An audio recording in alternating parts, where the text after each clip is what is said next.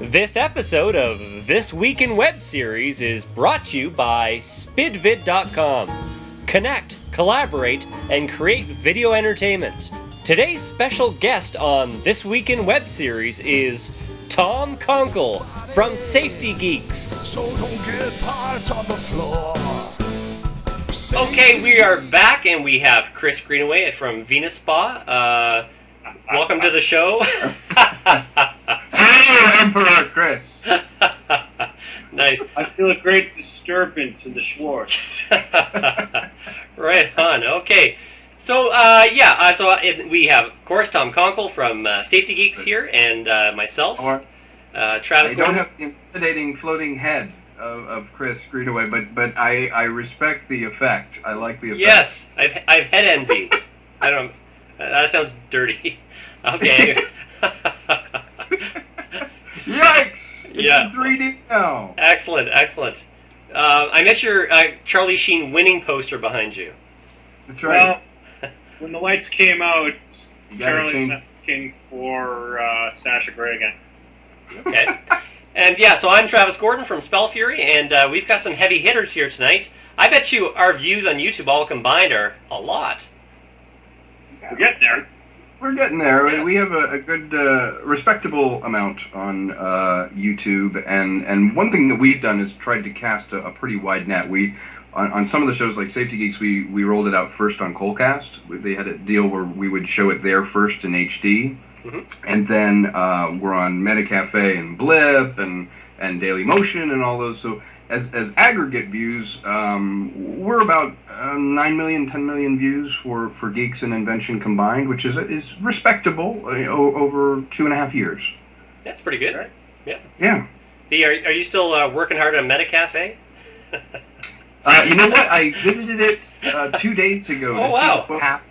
Yeah, it was sort of an archaeological dig, and I went in and found it. And there was a couple that they used to do a sort of director's spotlight or a thing like that. There were a couple that apparently were picked last year and did quite well, and I had no knowledge of that. So it's a shame. You know, Metacafe, I really like the platform, but I do think it's fallen into some disrepair, and I hope they are able to keep it going in some form. I don't think I've been on there in 2 years since they left. Yeah. They dropped the producer program. Yes, that's what I used to be on, and they sent me some kind of credit card that I could use to buy things instead of paying me. Ooh. They sent me a Metacafe Visa card. I'm not kidding. I'm like, so I get to charge interest on my purchase. So, yes, it's somewhat less important in the scheme of the release to be on there. But yeah, we tried to cast a wide net. And the fun part is when you find out some site in Russia has it and someone mails it to you, like, hey, you need to check this out. And you're like, that's my show. Yeah. It's gone all the way around the world. I have a question. Since you guys are both on Coldcast, my Venus Spa was rejected 3 times. And my question to you is in regards to view tracking. Now, YouTube has a very excellent insight numbers system where you can crunch all the numbers, demographics, locations, like where links were clicked, etc. What kind of system do they have for that with Coldcast? Because I hear people mention numbers, but they're not visible to anyone to the average person. If I may, Travis, I'll take it, and then you want to jump in. Sure. I had a similar impression at the beginning when we came on board. David Samuels and his team, they were kind enough to do sort of a negative pickup of Geeks, but there was no transparency as far as views, and we didn't know how we were doing. And the frustration initially was, if we do a blast out, well, we don't know if it worked. We don't know if we got more views, because even we couldn't see what it was doing. And I would say about a year to a year and a half ago, they finally came up with a discrete user interface where we log in under our name, and I can now literally see like where the views came from, if it was off-site or if it was embedded or whatever, and now I can really track and see what we are. But we were flying blind for about a year, and they still don't show the numbers for whatever reason, and I really don't know why. They don't show the numbers outside the system, and I don't have any insight on that. I agree. It's a different way of doing it, and it's playing the cards close, and that might be a business style for them. That you know, there's some sort of plan there. Well, Blip does that as well, right? Yeah, to a certain extent, they have a very variable. You can go in and really. I have a pro account with Blip, and you can really see exactly where the spikes are and generate graphs and reports and stuff. But you can't see the viewer can't see actually how many views are on a video on Blip as well. I guess they can't. I've only logged in as a user and then watched, so I will have to go to a Blip site without logging in. And I guess you guys are right. Does it not have the count? No, you can see it if you're a user. Okay. But I guess it's a business strategy. Like TV, when you put on Glee, you don't know how many people are watching. Exactly. I think for them it might make sense. It's a good question, Chris. It might make sense to not have it be as transparent if you're in a nascent stage and they're trying to get more advertising and you want to see what's popular, but you want to know what's popular relative to shows. So popular for them might be 4,000 views. And you don't want to go in against a YouTube where you're looking at millions and it's just not scalable to what Blip is trying to do. I don't know. And again too, they've called it's Blip.tv and Coldcast.tv, right? It's there. I think they're trying more television strategy. Yeah, and it is. It's playing it closer to the vest, and it's certainly YouTube is a search engine. Let's face it. And it's certainly a different way of presenting the videos in a much more. There's a lot more coal that you have to sift through to get to the diamonds in that. And with Coldcast, they tend to, for right or wrong, mediate what shows they put on it, and they're treating it like their own little HBO. And okay, Blip is also that way. I want to ask you a question. You mentioned there's a lot of coal on YouTube. How would you define that? In terms of because one thing I learned about YouTube is a lot of it's every man for himself, and if you can put a team together, it works. But honestly, I don't know if it's fair to say that you just got with that when it comes to YouTube. I mean, there's some things that I think are a mess on YouTube, but generally, it's better that than have things that may not necessarily be anything but overrated by the company that's pushing it, shoving it down your throat. I saw that with Blip for a while, is that a lot of shows that I wasn't into. I went looking for other stuff after I saw all the featured videos. Same is true on YouTube. I'm saying one isn't any better or worse than the other in that regard.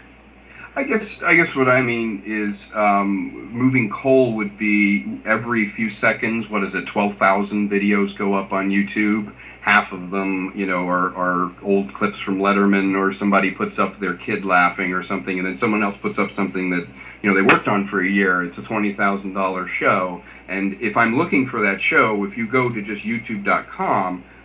There isn't going to be a page that sorts out, what's a television show, what's a clip. I have to kind of look at the thumbnails and get what you have. If you go to a Coldcast or Blip, you're probably going to see a show instead of a home video. That's all I mean by that. I think.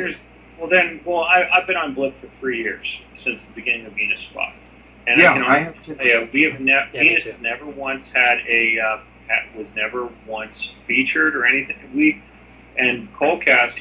You ask? Once told us that we weren't actually a series, but we get great views elsewhere, but we were never once put up there. So I'm wondering, I don't see why one would be considered better than the other the way they do it. I don't see that as, I honestly don't feel that just because something had more money put into it doesn't make it better. Yeah, well, I'm on all three, and they're all different. They all have their pluses and they all have their minuses. It's I guess wherever your show can be successful. For instance, Vimeo. I've never been able to get any traction there. There doesn't seem to be an audience. I'll tell you, you want that to get the best quality upload, and then you can. Then what I used to do with Venus, at least for the first season, was upload them there and get the peak quality of all the incarnations of my final renders, and then I downloaded that. Then I put it on YouTube. Oh, really? And it all ended up being a higher quality than just fresh off of Final Cut. So you were using it as almost a compression method. Just they had it, and then shifting it. Because they at the time before YouTube went HD was the highest quality. You're right. Inside the space. At one point, it was, yeah. Vimeo is still trying to be artistic, like art pieces do very well there because again it's the highest optical quality. Yeah, and Tom, you're saying your experiences with Vimeo? With Vimeo, I really find it sort of inside baseball. Whenever I want to look at a piece of equipment like the new GH2 camera, DPs tend to upload there. People's demo reels and things tend to end up on Vimeo. I think they have a sort of lock, if you will, on that market where, like Chris was saying, in the consumer electronics area, if you want to really present the best looking image, I would go with Vimeo. And one thing that they do that's clever is they tell you how much bandwidth, how much space you can have in a single output, and they'll say, well, okay, you're at 75%, you can load one more at HD, and then you're done for today. And that's their way of sort of regulating the valve. But then when you go on there, you're actually going to be able to do a study and say, that's the color matrix that this camera is doing. Like we've gotten into shooting some with the GH2 as a result of that. And when you can see the different bit rates and you can actually see the difference on Vimeo, to me, that's the value of Vimeo. It's almost the, if you will, it's the analogous to IMDb. IMDb is the place you would go to really get credits and know that there's certain credibility. For video, with Vimeo, the actual quality of the video, not necessarily the entertainment value, but the quality of the video and the interactivity on the technical end, that's their market, I think. Yeah, And the thing with Vimeo that I like it for what it is, because they also don't play favorites. You don't see extreme levels of this is our featured video, you have to see this, or there's nothing trending. It's really, you have to build a community.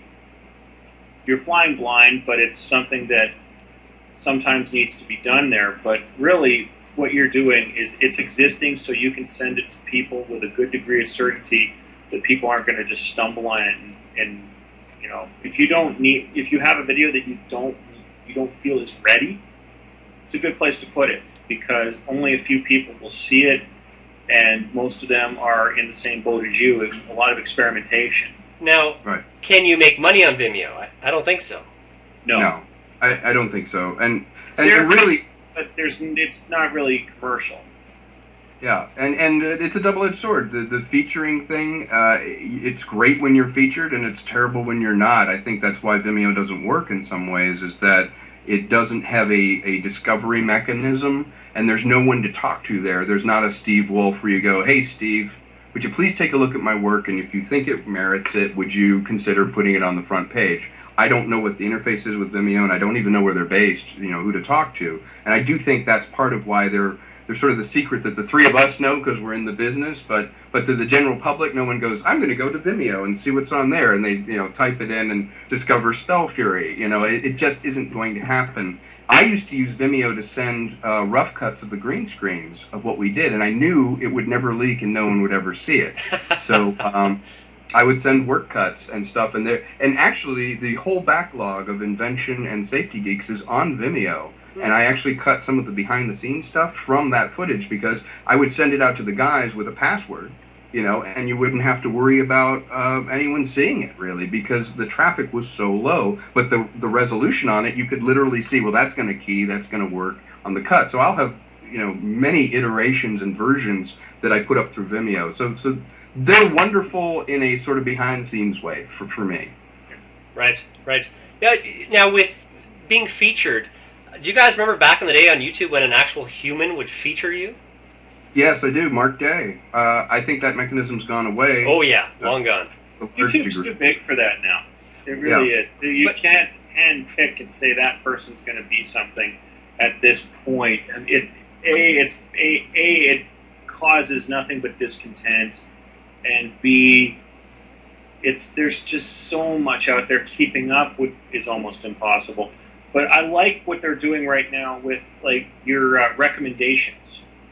You like something or you watch it, and they recommend you can watch others. And Venus gets on a lot of those. We get a lot of views from that, and it helps our target audience find us when I'm not going out and finding them. Yeah, I mean, that reminds me of Amazon now, where they look at your spending pattern, they suggest it. The only thing I do miss is back in the day, in the old days of the web, we got featured 6 times with Geeks, and in one night we got 400,000 views. Yeah, the good old days.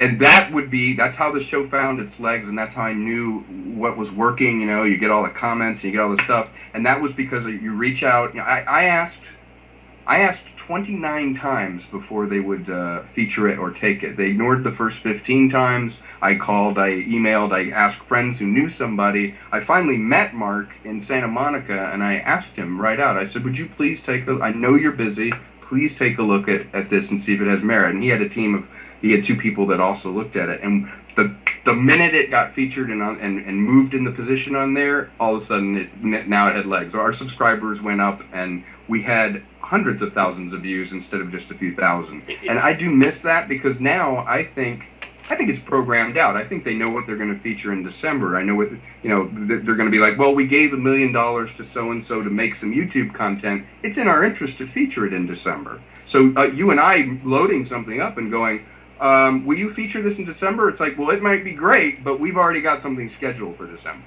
I know with Spell Fury episode 1 got featured. I mean, they got up to like 250,000 views.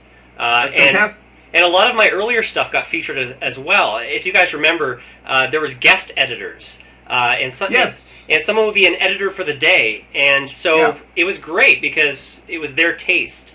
And so I had a series called Idiot and the Scorpion. Those were getting featured. I had a series called Sex, Star Explorer Xenolith, about a drunk in space in a cow costume looking for his girlfriend.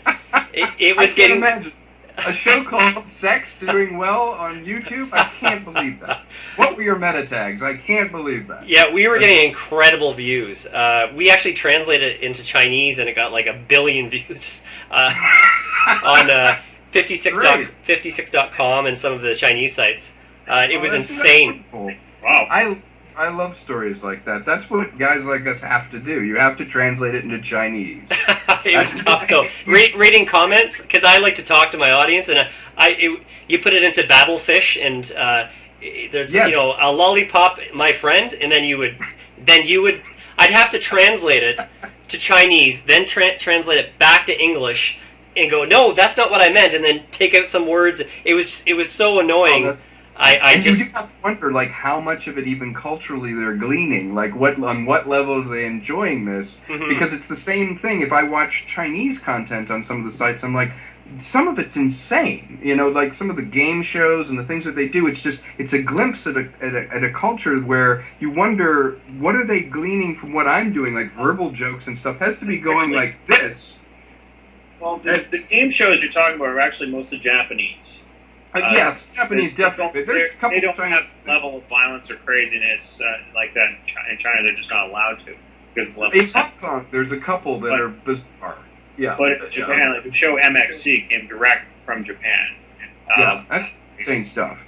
I've seen some, but mostly that stuff. I lived in Japan for years, so there's some. I didn't know that, Chris. They're mostly singing variety shows, but in Japan it's in your face extreme. Everything. Yeah, absolutely. But so it's interesting to see what they get from you know, like Travis's show. It would be wonderful to see like what they're getting contextually from the show. You know, we'd love to just interact and go, now what was this about? And like half of them say, I thought it was a drama about this. You know, and you're like, really? Right. Well, I think we translated the sex. We tried to do a translation of sex, but I think it turned into like they were reading sexy or something. The show was called Sexy over there with the translation. So I think that was half the reason, sexy, you know, and they would click it. In the 3D world, I'll tell you, the number one breakout 3D film was Sex and Zen in China. You know, we've been hawking a 3D version of Safety Geeks, and been following it closely. And that movie just took off because it had the naughtiness factor in a very repressed society. And then on top of that, they're technology nuts. So you had a billion first adopters all starving for sex. So Sex and Zen made a lot of sense. And they're already making Sex and Zen too. And it's interesting to me that you have so much technology and you have someone poised really as a culture to dominate, you know, as far as the marketplace goes. And then we really do not yet understand each other as far as entertainment and culture. I love Chinese films. I'm a huge fan of, you know, Jet Li and Chow Yun-fat, and I actually used to dub a lot of their movies. So I actually worked with Jackie Chan and Jet Li and all of them, and I love those films, the wushu type films and all that. But their sense of humor is odd even in those films, and so it'll be interesting to see as they reach out, will their entertainment reach into the same Western myths and Eastern myths, and how will the two come together? And it'll be interesting to see what happens. Right now they just don't have access. Anytime you're in a totalitarian regime like, China is now, the first thing they try and do is shut off YouTube because access to information is dangerous. It gets people thinking. But Chinese series draw very well on YouTube. They have two locals in China. Well, Lumina, right? Hong Kong has become a lot of people don't realize this, but Hong Kong's version of YouTube is a major player. Not a lot of people have been following it probably because of language barriers. Yeah, I haven't seen it. But they have there was a Hong Kong version of Prom Queen, if I'm not mistaken, which actually went over quite well, even though they don't have a prom culture in Asia. Yeah, see, that's interesting to me. A thing based on prom that you don't even have. See, that's fascinating to me. How did Lumina do, by the way? It dropped off my radar. Yeah. Lumina, it dropped off my radar. I know it was beautifully shot, but it seemed to, I don't know if it was I lost interest or if it just sort of petered away. Well, isn't that a lot of web series nowadays? But it seemed to have some heavy backing. I don't know what happened to it. My guess is it was similar to a British television show that you'll find a lot where they'll make 3 or 4 episodes and then call it a series. Yeah. Like you were saying with Red Dwarf. Years later, and do it again. For instance, I just picked up the video of John Cleese's How to Irritate People. Oh, yeah. 62 minutes of footage. Mm-hmm. That was the whole series. Yeah. That David Frost produced that. Yes. It had half of Python. Yes. So it was just Monty at that point. Yeah, Monty. Yeah. I like that. I actually have it as well. Yet. Yeah, exactly. It's not even the it's yet. Exactly. Now, okay. Now, actually, that is a great question about Lumina. Is in the web series world, this is happening a lot. It's the elephant in the room. You start off with a dream and some money, and you make your series, and you run out of money. And there's no money. There's no money coming in. Sounding familiar and tragic all at once. And I've seen with a lot of web series, they're failing. They can't do it anymore. And I've gone through it too. I would fall into that category. I would fall into that category of failing spectacularly. I say I've learned from my mistakes and I can reproduce them exactly. That the Ask Grim we had to stop doing. We're going to do one more for Halloween. But that is so simple in that the availability and supplies for makeup, because Melissa, who does all the makeup on it, she has to spend money to on her kit and the stuff to put it together. And Sandra Payne, who is kind enough to open her home and let us shoot, and she sort of had the idea of, Tom, come in and improv within this one confine. We don't discuss it before or after the show. I create it in the moment. With the guest, and we kind of talk in the makeup chair, and then we do it. But even that show, it became so Herculean to put it together that we went, why are we doing it? We've done 7 now. That happened though. It's a similar format to Ask a Ninja, where you could quite easily sit look where I am right now, and simply it looks like something that is so simplistic that. And yet we haven't been able to. That you would be able to just shoot it yourself, put a camera in front of you, and do it without a whole lot of setup. Or it just seems like such a beautifully simplistic concept. That the problem is I can't put my own makeup on, and I can't put makeup on the guests, and we literally, Melissa's been so busy doing commercials and doing other work. I have not been in the same room with them since we shot our last one in May. I haven't seen them. And so if you're looking at September, you can't sustain a series if, we're looking at our calendars and we're going, are we going to have any time between now and Halloween to shoot one? And that's part of the problem.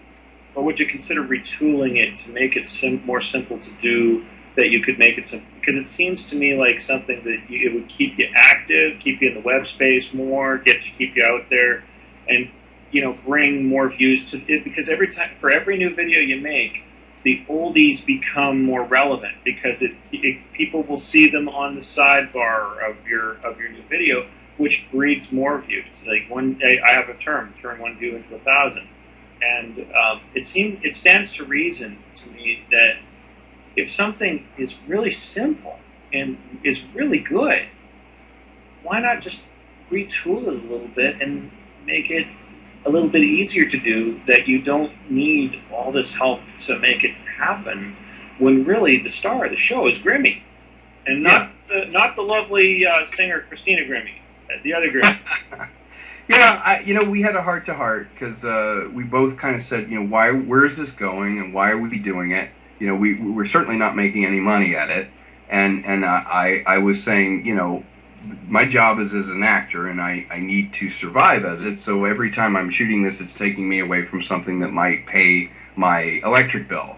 So we looked at it, and Melissa is a professional, makeup artist, and Sandra wants to make features and wants to go off and do her thing, and so she wasn't able to dedicate any time to promoting it, and so I was really upset. I actually was really sad when we both kind of looked at each other and we went, so do we want to stop? Let's look at the compelling reasons to do it.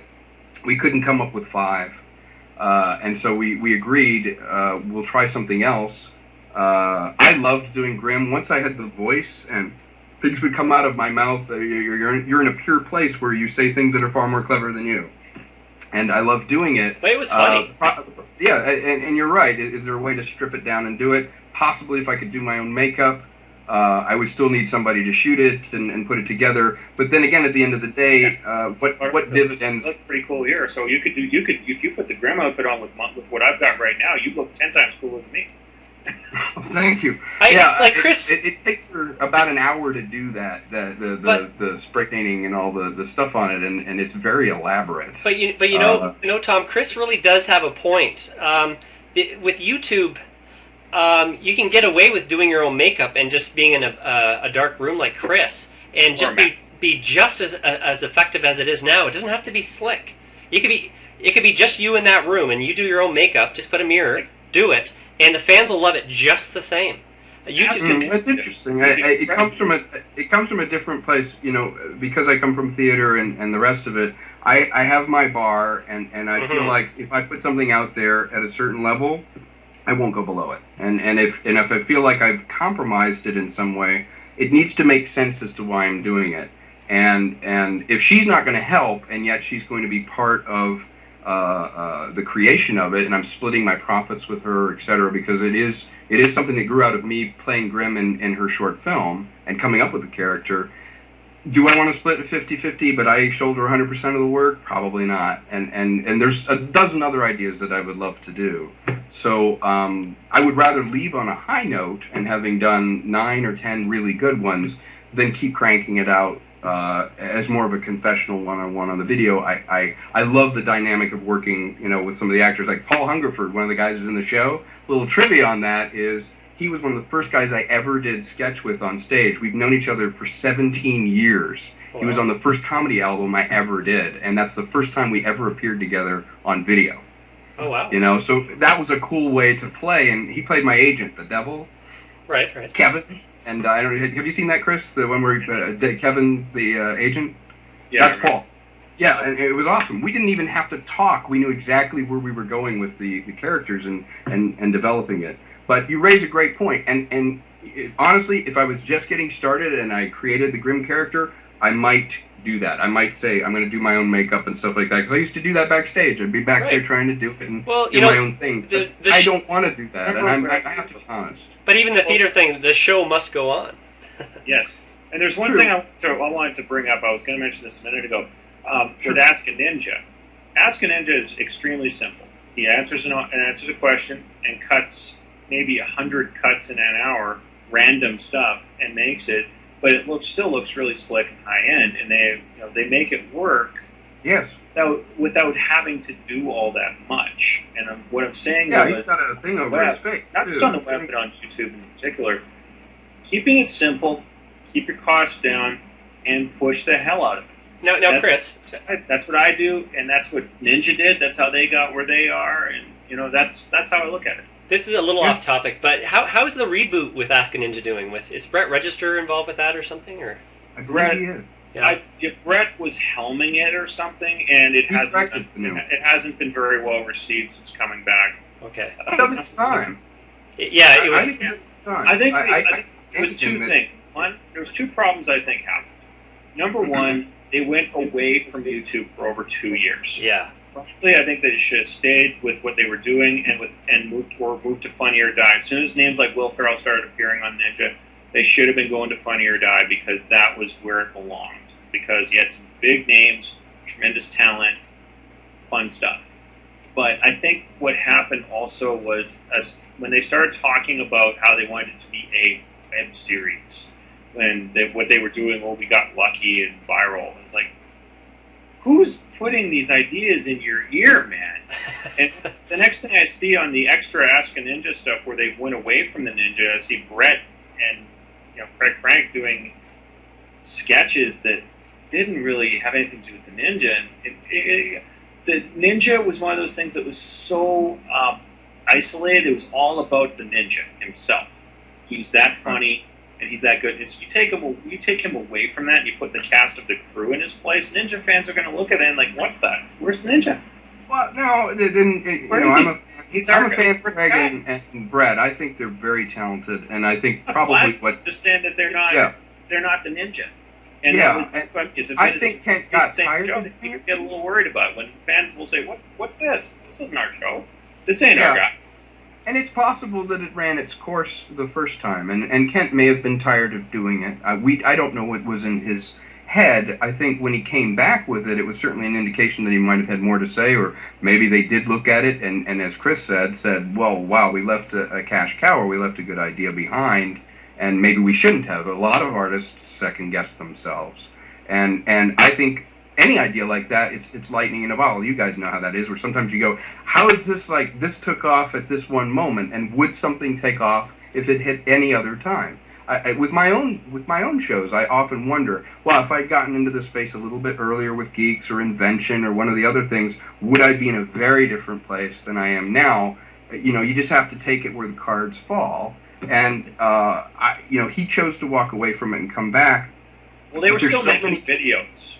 But there's so many like that now. Ask a Ninja has lost its luster of uniqueness, I think. There's a lot of shows where you ask strange, silly things, myself included. With Ask Grim, you ask a strange character questions. I don't agree with the idea that things are just simply of their time. I believe Lonely Girl 15 could still be popular today if they did it.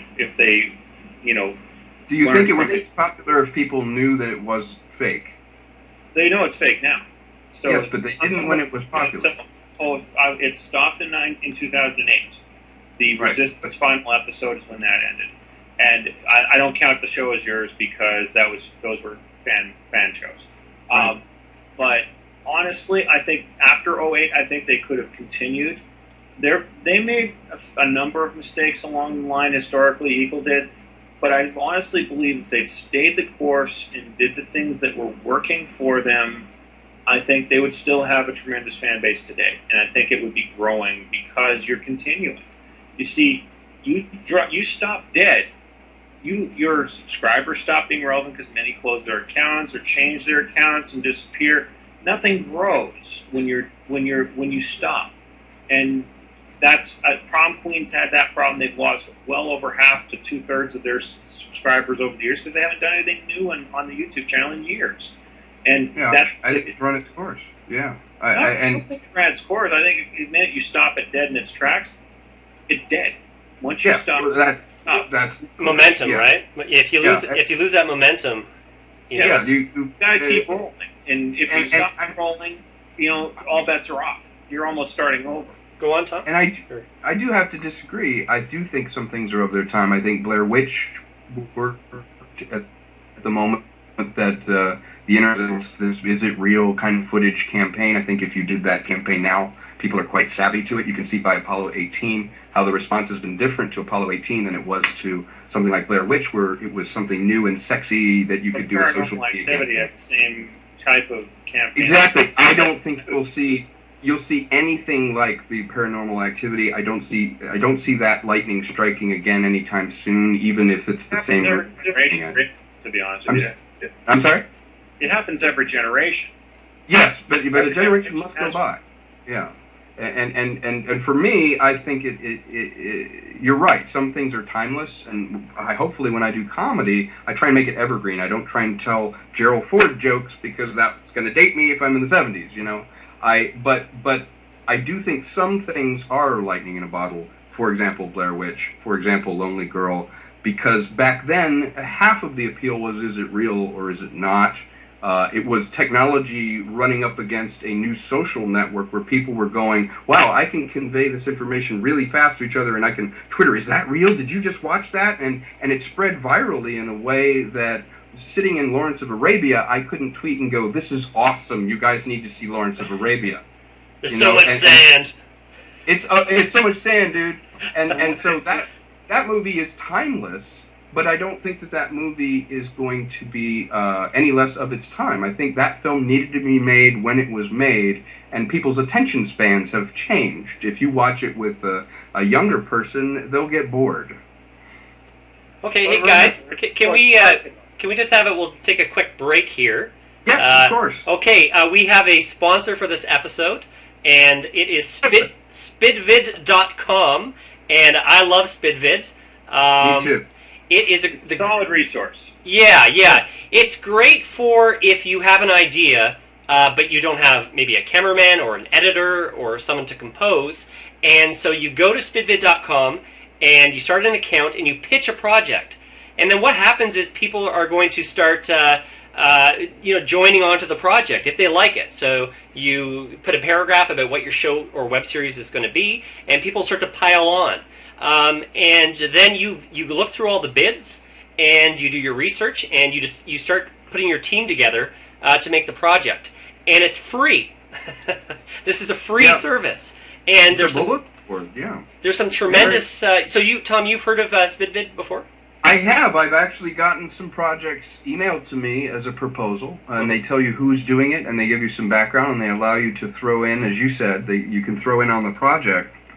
And what I like about them is, I understand they're aware of me as well, is that if you have a project out there, this is an electronic bulletin board that you can put it up and you say, hey, I'm thinking about doing this. Do you know somebody that really knows After Effects? Or do you know somebody that? And you could target that person. So it's a great service, and I encourage people to investigate it and post projects and network through this SpidVid. It's wonderful. And Chris, do you know of SpidVid?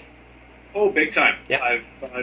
When we did the Women in Web series, that's right. If I'm not mistaken, a good chunk of that thing got made because of people on SpidVid getting involved. Yeah. I came up with an idea for big whole cluster of people all over the place. Yeah, I came up with an idea for Women in Web series where we would get we would interview actresses from web series, and I used my sort of puppet Mumsy, who got more and more perverted as the interview went on. Of course, that's puppets do. Venus was like a little too much, if I'm not mistaken. Right, Chris had some of his ladies on there, and we had Julie O'Halloran from Spell Fury, and we also had. You gotta have my Brittany on there. You gotta get her on there. Yes. If we do another episode, let's make that happen. Okay. He would be into it. Okay. He would be into it. Awesome. Yeah, it's a lot of fun. We also had Miranda Stewart from Vexica, and usually Mumsy heavily hits on the girls, and they all storm off. Except for Chris's ladies, who actually were into the puppet. But all that it fails. Exactly, furry. Well, now let's face it, Chris. Your web series is designed to meet hot chicks. Let's face it, right there. You got hot chicks. Well, that's part of the. Well, the beauty of Chris's thing is when he walks around with his actresses, he looks like he's Hugh Hefner. That's right. He's got 3 ladies on his arm. Everybody wants to cast a show like that. But with SpidVid, that whole project was done on SpidVid. So I actually met a composer. I went through a few composers, found a guy. I think it's Darren Warnicourt, and he did the opening music, the intro. Had a guy do the intro as well. And yeah, it's such a great site if you need help on your project. They'll work for free. They're just trying to get their name out. So go to spidvid.com, sign up for an account. You'd be foolish not to. Just like Tom said, they'll send you emails. So Tom wants to act. He says, I'm an actor. You'll get emails saying, hey, this project needs an actor. That's the beauty of it. Right. No, it's fantastic that way. Spidvid, you should definitely check it out, and thank you for sponsoring Travis's show. Yes. Yes. Okay, so Spidvid for helping us. We love Spidvid. Yes. You know what? As indie guys like us, and ultimately that's what we are, we don't have the helping hands of other people. When someone reaches out like that, I am always grateful, and you try and make them feel valued and special when they take an interest in what you're trying to do. Yeah, you know, so that's how I feel about it. And anybody that was willing to help me, totally grateful. Yeah, it's a great company, great bunch of guys, and yeah, if you're into web series and you need some help, that's where you go. But anyways, we're back here with Tom Konkle of Safety Geeks, Ask Grim, Invention with Brian Forbes. We have Chris Greenaway from Watch Venus Spa on YouTube. Now let's get to evil floating head of Chris. He's Put some echo on that in post. Yeah. Echo and some flames going on. Let's do that. Let's do that. But let's get into some I want to talk about Safety Geeks, but first let's talk about a hot topic. People want us to talk about a hot topic. So, Tom, how do you feel about the IAW TV Awards being in Las Vegas? Oh my goodness, how do I feel about it? Well, it's been a mystery until now how I felt about it. It's interesting. Again, one thing that I was telling you earlier is tone doesn't come across when you're writing. I posted something on the IAW TV that, for me, was essentially kind of a soul search. I was trying to figure out, if I'm not nominated, and if I don't have a company, say a vested interest in one of my clients is nominated and would be going to Vegas, or if I'm affiliated with a show, or say my nut's covered. You know, someone says, I want you out there. I'm, with Digitas, and I need you to go out there. I ask the question, who's going to go to this thing? Who's going to, who wants to go to it? Basically was my question. Why would you go? And initially, a lot of people were kind of up at arms, saying, "Well, what do you mean? We're perfectly entitled to go. And how dare you say this? You can't say, it's because it's not in LA that you're upset." And at its essence, what I'm really asking is, why would I go if I'm not in the ceremony? Why would I go to Vegas? Why would I spend, even at minimum, let's say I drove and just stay, it's $200, gas and whatever, to drive out. So for me, it's another award show. Now it's in Vegas, great. Everyone goes there, so I leave everyone here in LA that I know, and I meet them 2 hours later in Vegas. And I'm not nominated, and I'm now down $200, which is an Ask Grim episode. Let's face it. And it was interesting to see a dialogue, because I think the thread, by the time Chris and I started going at it and you started jumping in, that was the longest conversation anybody in the IAW TV has ever had. Right. I think the three of us can proudly say we finally took the gloves off and actually had an honest discussion. We don't have to agree, we just have to listen to each other's side. I would rather have clarity than agreement. And it's good that you guys got up in arms and said, wait a minute, I'm in Canada. I can't help that. I'm in Canada and I want to do it. And I get it. And I apologize if I made you feel like that meant an elitist attitude, because certainly myself and Dave and my business partner Mike Smith, we all moved to LA to try and get into this business. And I moved 3,000 miles to move here. Dave moved from essentially a farm town in Texas, and Mike came from Seattle. So none of us are even from LA. We moved here to do that. And so if I had stayed in Virginia, I would still want to be doing videos and do things. When I moved out here, and this will date me, there was no internet. There was no other way for me to do it. And when I went and saw Star Wars, in the car driving home, I told my parents I was leaving and putting them in the home because I was leaving to go to LA. I knew that's what I wanted to do. I wanted to get into the business. And the day after I graduated, I packed my car and I drove across. Here's a question. Yeah. Oh, yeah, Chris. The bottom line is, for the web space. We're all over the world. We're all literally everywhere. I'm in Winnipeg. Travis just outside of Ottawa. Yeah. Jason Leaves in Toronto. The guys from those video guys are in England. I mean, we're all over the world here. This ain't, you don't have to drop everything to go to LA to do what you want to do. Fred made his name in Nebraska. No, I think Lincoln or something like that. I don't know where in Nebraska he was, but he's deep in Husker territory. Yeah. And the thing is, you see, it does. What if Venus Spa has not been nominated for an award show that was in LA in the last 2 years? Why would why me or the girls want to go down to LA for that show? So, but for Vegas, there's a big networking electronics convention where the web space is very welcome, and I would definitely want to go there and hook up with people from the industry, not just here, but I'm talking about potential sponsors, whatever you want, whatever you need, or whatever you want to talk to in terms of the online world. They're all going to be there, and so for me, that's the cheapest flight in America at any given time, and especially during down season, which is January, February, where they're just trying to fill the hotels. Hotels are $24 a night, circus. I don't care if it's a dive at this point. I'm just there to sleep. So for me, if I'm not nominated, I just might go, just based on that. Because it's cheap. I'm not going to pay an arm and leg to go out to LA just because everything else has to be there. I really, honestly, at this point in my career, I really don't care what's there. There's nothing there for me. And, Travis and I have done just fine without it. So that's my feeling on it, is if they move it to Vegas, where there's a major industry event going on with it, it doesn't matter if I'm nominated or not. I might go anyway. I may not take in the show, but I'll definitely be at CES. And I'll definitely want to hook up with people and talk to them about everything possible and maybe collab with somebody or something. So, Tom, jump in. Have you been to CES before? First time I went was about 1999, 2000. I haven't been since. Okay. But I might go this time around, but I have done it.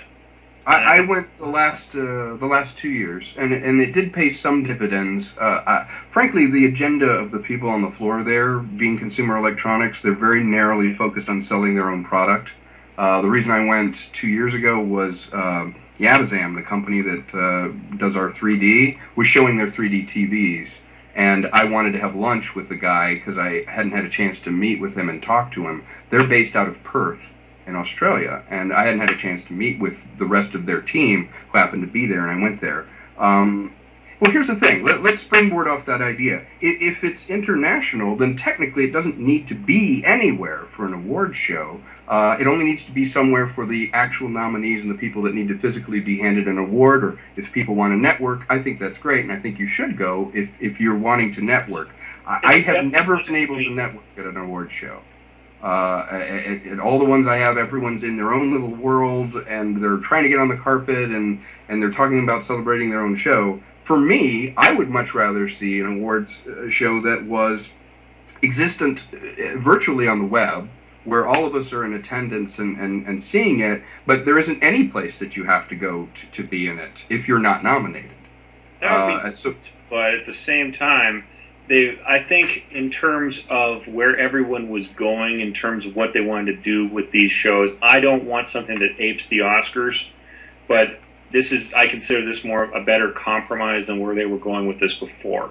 So I'm okay with it as is right now. My opinion is I like the move to Vegas for the very reasons Chris brought up. It's cheaper to go there than LA. It's cheaper to stay there. So for the international part of IAW TV, from my viewpoint, it's easier. I'd actually like it somewhere like right in the middle of the States, so that everyone can just come in and it's, if you're in Vancouver, you're from Nova Scotia, it's somewhere right in the middle. I think that's where it has to be. I don't know. That would be sort of revolving. Like have it in London one year, have it in Tokyo another, or even if there's not much going on there. I'm talking about home bases here. So you think moving around every year? Pretty much. But would you go if it was in Tokyo or London? Would you really go? Would you spend the second home? But it's like $3,000 to go. Yeah. It's my second home. I know. I don't think I would, Chris. That'd be too. Tokyo, I would be there. London, maybe not, but Tokyo, absolutely. Yeah. Now, see, London's a second home for me. I spent a lot of time there. I was married there. I grew a lot of time in London and England. I wouldn't begrudge that of it. I would have no problem at all. Even if I couldn't, I'd be cool with it as long as I could see it. I wouldn't go though if I wasn't nominated. I wouldn't go anywhere without being nominated. That's just me. And I happened to go because it was in L.A. But I've never gone to the Oscars, and it's in LA. And when I was growing up as a kid, that was the one thing I dreamed of getting, was an Oscar. And I finally swore off award shows completely, because if you're not nominated, the award show is for the person nominated. And for me, after my Streamies experience, I was at both Streamies. I had a great time at the first one, where I had no reason to be there, and I didn't have a great time at the second one when I was nominated. And I probably will never be involved in it again. I doubt I'll be nominated for any of the acting or production I've done, and I certainly won't just show up to think I'm going to have a good time. I'm not even going to submit my stuff for a nomination for the Streamies. 2010 was a middle finger to my face, and I'm not going to. That's sort of where I'm coming. But with me, I guess this is the first awards for the IAW TV, right? We have to support them. I'm thinking of, if I can pull it off financially, I might go. Just to support it. I will ask you this: what do you hope to gain by supporting it? By supporting the IAW TV?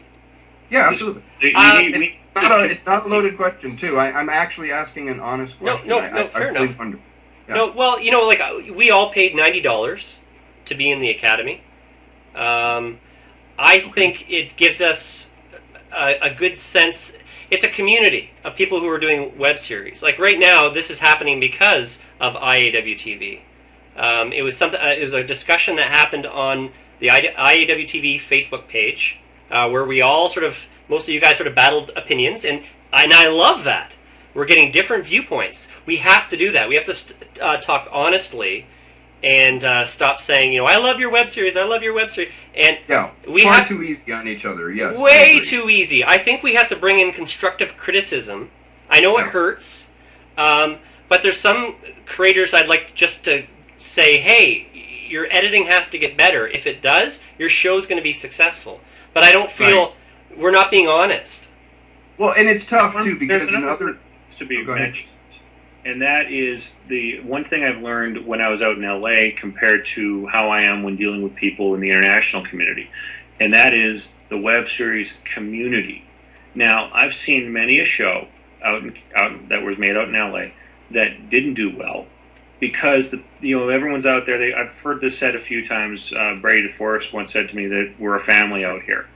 But no one supports each other. And what I mean by support isn't just great job and a pat on the back at a mixer. I'm talking about helping each other, tweeting, Facebooking, send it to your fans on YouTube, whatever it takes. But people aren't supporting each other's work in a meaningful way. And if they did, they'd be far more successful. And that's why Travis and I have done so well. Yeah, that's why Jason and Lever does so well. That's why the YouTubers are king, is because they've figured out how to do that. And if we as a community, I believe in everyone on YouTube is part of the community with YouTube, because that's where my primary home is when it comes to Webseries. But the bottom line is, if you're not helping each other, you're not going to get anywhere either. You gotta be doing it for yourself, but you've also got to be a team player. And I believe in this space, Felicia Day being Queen of the Mountain it doesn't mean a damn thing if there's no one else up there with her in the scripted world. Now, whereas with the YouTubers, there's 100 of them all around the same level, all making tremendous money and all helping each other and very free with their advice for new YouTubers. And that's the biggest problem I've learned out in LA, is that part of the community building does not exist, and that's something that needs to change. And that's something that I think supporting an event like this, I have my reasons for not being a big fan of how it was done, but I do believe that we need to support each other and make things like this work, because if we don't, who will? I agree. I agree. And really the short answer to that is the Hollywood culture. You know, I've practically gone native. I've lived here now 20 years. I'm about to live here longer than I've lived anywhere else. And it is not a culture of team building. It is a culture of tightly knit, I call it high school with money. It's tightly knit cliques that Felicia is a team builder around her, but she has her very tight clique, and if you're welcomed into it, as I was briefly, with helping them and working on the guild, you feel very honored. But her clique, they're in rare air. It's people like Josh Whedon and Nathan Fillion, and big money is involved. And it doesn't... Let me just finish my point. It doesn't have to be that way, but the architecture of that culture has been that way since 1919, when Hollywood really started, and you started getting various studios rising to power, and you had your Warner's people, and you had your MGM people. It is a place where you read box office scores like sports scores, and there is a celebration when someone fails, and an adulation when your film kicks everybody else's butt. And everyone has their own fiefdom. And I've had to build a team of... are kicking their ass. What's that? That may well be true, but there are still films that are making $500 million, and those people are going to hang on to their part of that pie and what they're doing. We're in the web space. We're not we're not making movies. We're not making TV shows. We're doing a completely different form of expression, a completely different art form. And it's a completely different space. That goes straight to my point, though. My next point was, for people in LA, web is one of a buffet of places that people want to end up. And you'll notice that people have transitioned into television. You'll see them on the Sci-Fi Network, or you'll see them getting a TV deal, and that's their end game. Your end game is to do the very best that you can in the pool that you have. You could play and splash around in the world in Canada there and do the very best web series in the world. But here, the idea, many of the people that you encounter just have a different set of goals, and it looks like they're not helping you and not working with you because they're trying to hang on to their little piece of gold, and they're trying to be a star, or they want a television series, they want to be in movies. I moved out here to get into movies and TV. There wasn't any such thing as the web. The reason I went to the web was a backwards way. I didn't see it as a way of, oh, here's this thing, and I'm just developing as an artist, you go to web. I saw the web as a way of, wow, unfiltered, in one day, more people saw me in this one video I just put up than saw me perform live in my 10-year tour of my live show, or saw me on television in a commercial. You know, I'll do a commercial, I still get more recognized for my commercials than I do for my theatrical work on a television show. I didn't move here to be in commercials. I do commercials to pay my bills and to feed my family. And a professional does it when they don't feel like it. And a lot of times you don't feel like it. And I still get up in the morning and I do my thing. That's our culture. You guys have you have a life. You have other things that you do. It doesn't hang on climbing that. You know, if you watch a movie, A Star is Born, I don't know if have either of you seen that movie, A Star is Born? Seen both the versions that matter. It really is that way out here. I fought that fight. It doesn't matter. Yeah, exactly. Okay, exactly. Well, the earlier ones, it really is like that. You know, the myth is the overnight success, and the thing is, but it requires tremendous talent, tenacity, luck, and clinging on to your dream and what you need. And there are a lot of people in the culture that will move out the way. At the end of the day is, when you step into this space, this is a completely different culture and a completely different, really a different business. But it's a developing business, I know. But having said that, once you go there, you have to play. You're playing by it's a whole new game. And a different Hollywood has a hard time hearing that, I think, because they have big money behind them. They have big money. Yeah, you know, if you have a radio network and then all of a sudden someone comes in and they have $500 million to do a radio show, they're going to demand that you do it their way and pay attention. And unfortunately, I don't think that's the right way to do it. I'm just being real about how to do it. And I think a crushing, overwhelming force can come in, like Hollywood, and say, no, YouTube, we're going to give you $7 million and I want you to promote this. A smart businessman will say, I'll take your $7 million. Yeah, but they're keeping creative control, though. The YouTubers are keeping total creative control. Make millions. Absolutely. Millions. Lisa Nova's making six figures. These people, it doesn't matter. They don't need Hollywood. Hollywood is something that they're not even thinking about. They've gone beyond that. And I'll bet that if you exists. up Lisa sitcom, she'd take it. I bet Lisa Nova would take a sitcom. Okay, guys, so that's the end of This Week in Web Series with Tom Konkle. I want to thank Tom for coming on the show. He was our first guest, and we're still playing around with the format, so thank you very much, Tom. I've told you personally, but I'll say it here publicly, that I'm a huge fan of Safety Geeks. It looks great, it's hilarious. Also loved Ask Grim. But Tom still has one more show going, Invention with Brian Forbes, and he is amazing in it. Tom is an extremely talented actor, and him and Dave, the comic timing in the show is incredible. So if you guys haven't seen that yet, check out Invention with Brian Forbes. You can find that on Dave and Tom on YouTube. That's his YouTube channel. Check him out. I also want to thank Chris Greenaway from Venus Spa. You can find him on youtube.com/watchvenusspa. And myself, you can find my show at youtube.com/T-Bone Pearson. You can find it on Colecast as well. Just type in Spell Fury or type Spell Fury in YouTube. You'll find it. One word, Spell Fury. Thanks again, Tom. I also want to thank our sponsor, SpidVid.com. A free tool for web series creators like myself, Chris, and Tom, and it just brings people together. If you need a composer, if you need an editor, or whatever you need, they're there. They're waiting for you. They'll work for free most times, and they're just looking for a chance to break in. So give them a chance. It's great for everyone. And that is This Week in Web Series this week. Bye.